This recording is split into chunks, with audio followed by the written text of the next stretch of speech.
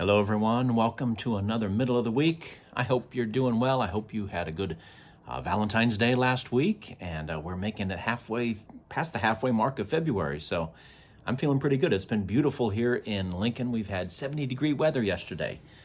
It's not going to stick around, so we got to get ready for some more cold, but so far it's been good. I hope you're doing good as well.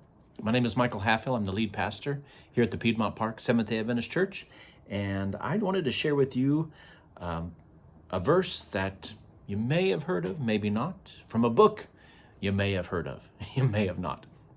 It's a book from the Old Testament, small book in the Minor Prophets.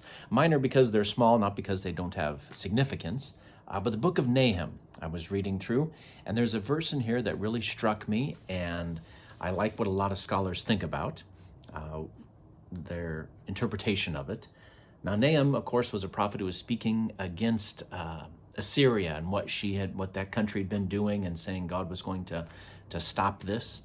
But there's a verse here, verse 9, that is very cool.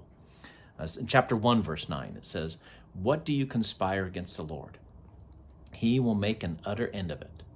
Affliction will not rise up a second time."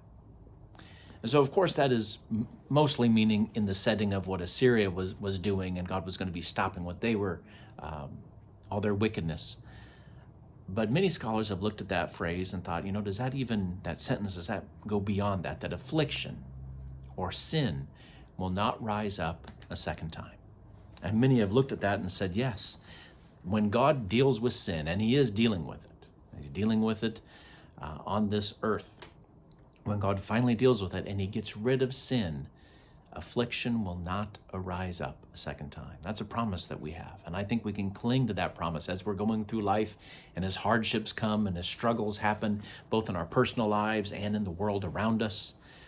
It's nice to know that when God finally gets rid of sin, he could have done it way earlier. He could have just zapped Lucifer right when he first sinned, but that wouldn't have solved the sin problem. It could have happened again. What God does is, through the history of this world and the cross and what Jesus did there, that will ensure the safety of the universe for all time. Because when God finally destroys sin, as it talks about throughout the Bible, but especially in the book of Revelation, God's going to destroy it so that it will never happen again. There will be, as Revelation 21 verse 4 says, no more crying, no more pain. The former things have passed away. So friends, as you're going through hard times, or maybe you're struggling with grief and uncertainty, remember the promises of the Bible, that God is dealing with sin. He's going to get rid of it forever someday, and it will never, ever come back. Friends, just wanted to encourage you with that this week. I hope you have a great rest of your week, and I hope you'll join us for worship this coming Saturday here at Piedmont Park. We have a very special service happening. We have Maranatha coming in here. They're a company that goes around the world building churches for people, building schools and churches, and we're partnering with them to go on our mission trip in the month of March to Peru. And so we thought it'd be great to have them come here and share just a little bit more about the ministry and the wonderful things they do to spread the gospel. So that'll be at 11 o'clock. At 9:30, we have our Bible study time for all ages, from little ones. And I encourage you to bring your little ones to church, to Sabbath school as well, because that's a great time for them to start learning about Jesus and making connections with others. So we've got Bible school for little ones all the way up to us grown-ups. We'd love to have you join at 9:30 for that, and 11 o'clock for our worship service. Friends, take care. Have a great rest of your week, and we'll see you soon. God bless.